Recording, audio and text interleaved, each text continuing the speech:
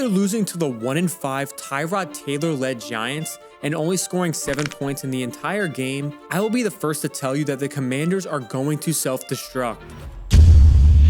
The Commanders started the 2023 season off 2-0, which sparked some hope into its franchise and fan base. But the Cardinals and Broncos are two of the top 10 worst teams in the NFL up to this point. Now we sit at week 8 and I realize this team is in a worse position than it was with owner Daniel Snyder in its final season as the Redskins. To start off, they are being sued by the Native American Guardians Association, who are seeking $1 million after the Commanders allegedly made defamatory comments attacking the association's integrity, who are now asking for the original team name, Redskins, to return. Back onto the football field, the Commanders' offense are quickly retiring their young quarterback Sam Howell. Whether it's the offensive line, offensive coordinator, or Sam Howell himself, the young quarterback is getting hurt at an alarming rate. So alarming that the current sack pace he's on would break the NFL record for most sacks by a quarterback in a single season, which is 76, set by David Carr in 2002. What's crazy is that the offensive line is actually healthy. These are the actual starters for this team, and it's plain and simple. They are just bad and not working as a unit at all. You watch the Eagles' offensive line and they are a working unit. Very rarely are they out of sync or caught missing obvious blitzers or caught blocking their own players. For the Commanders, it's an every game occurrence. On this play in the recent Giants game, we see the left guard, center, and right guard all decide to block Dexter Lawrence, which leads to Leonard Williams getting a free hit on Howell. In this clip against the Bears, it's only a 4-man rush in the fourth quarter.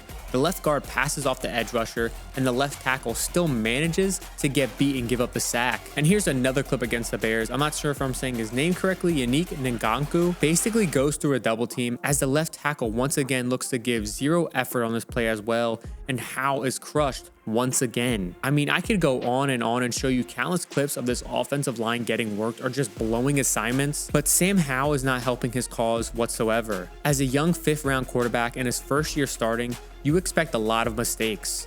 Howell trying to outrun defenders, breaking the pocket too early, running himself into sacks, throwing questionable balls. He's done it all. In this clip against the Atlanta Falcons, this was the very first sack that he took in this game. He has a clean pocket on first down, has a decent amount of time to survey the field, but doesn't feel confident in any reads downfield, which leads him to try to take off and runs right into Grady Jarrett, who sacks him. Let's move over to the Giants game. In their very first drive against the Giants, you got to be prepared for the pressure because this defense likes to blitz, and Howell and this offensive line are just not prepared whatsoever in this game, as we will see later on. As we see Dexter Lawrence penetrate rather quickly through this offensive line, but as you see, we got a guy wide open in the flat and an open drag route right in front of Howell. I understand these are split-second decisions for him to make, but you're a starting NFL quarterback, and it's kind of expected of you to make these decisions on the fly. On this play, the Giants blow this play-action play up right away with a linebacker running right through the A-gap untouched, and Howell nearly throws a pick six to save himself from the sack.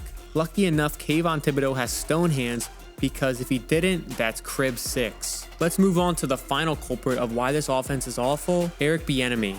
The new offensive coordinator from Kansas City was supposed to help this offense reach new heights, but instead it's worse than last year's disaster of an offense. I mean, 7 points against the Giants is unbelievable. You know what they like to do on defense, it's not a secret, and yet you don't adjust and your game plan is non-existent. Let me show you a quick clip of what to do against a very loaded box and a lot of pressure coming at your offensive line. Just this past week on Monday Night Football, the 49ers ran this swing pass to offset the super aggressive Vikings defense. Lots of defenders at the line of scrimmage, highest blitz rate in the league, and this play allows their best offensive weapon to make one man miss and he gets a touchdown, simple as that. The Commanders' final play of the game just showed even more incompetence. I mean, the play call itself was a variation of mesh. You got 2 opposing drag routes and a hook right in the middle of the field, which is honestly not a bad play against this defense. The only problem is you don't have enough people blocking whatsoever. Since Wink Martindale has been the Giants' defensive coordinator, they are known for playing cover 0 in the red zone in the fourth quarter. Let me flash you back to last year, week 5, 2022, Packers versus Giants.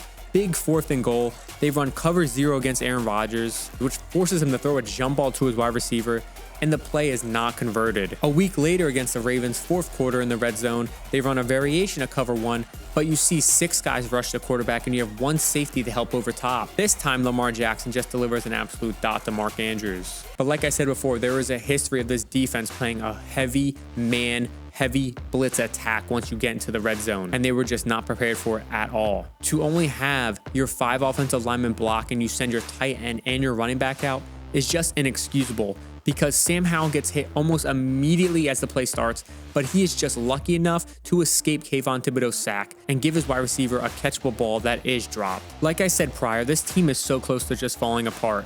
The fans have seen enough of Ron Rivera.